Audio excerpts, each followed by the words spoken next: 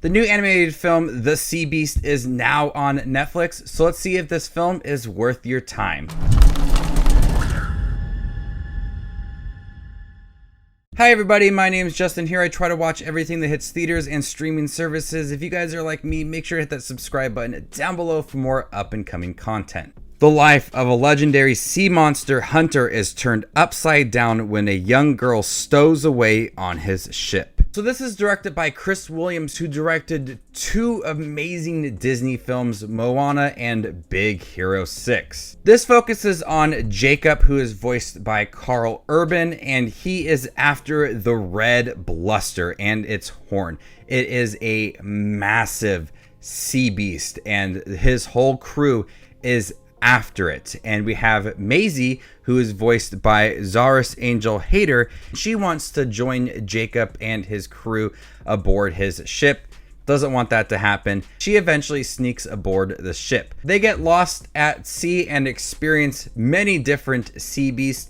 They eventually meet up with the red bluster and befriend it, which does cause for some conflicting storylines within it, as Maisie starts to friend this creature and Jacob has a duty to get the horn. Jacob and Maisie have this conflicting storyline going on, but throughout the film, with its development, we get a nice storyline with some nice messages about anti-hunting and friendship and respecting other creatures. I think all of it's done in a nice manner, and it's focusing on the friendships that do develop. Not only do we get this relationship that develops between Jacob and Maisie, but we also get development for each character as Jacob starts to realize things about what he's done in the past, and Maisie starts to realize things about herself and what she actually wants moving forward in life. So with that development that's all surrounding this sea beast, we have nice storylines that are growing for the individual characters, but also growing between the two. And I really liked it that we saw this two polar opposite characters, old and young, and seeing how they are kind of navigating the sea and what is happening with the sea beast. I thought it all was a great story and something I was truly invested in from the beginning. But also with that is some really good animation. We have a lot of action scenes at sea, a lot of scenes of these big sea creatures, and it all looks beautiful. The animation is stunning when we have them on an island. We see other sea beasts. When we have this large monster within the sea, at times it's a little bit horrifying. I have a fear of seeing things within the ocean.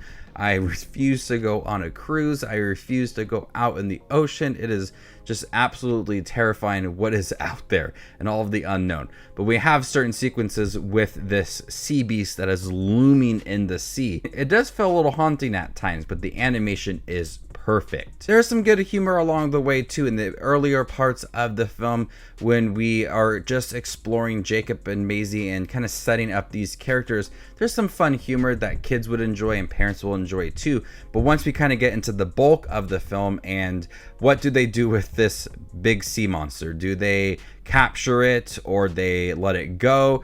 That's when the film becomes a little more serious and that relationship starts to develop. This is a great animated film. By far one of my favorite animated films I have seen this year.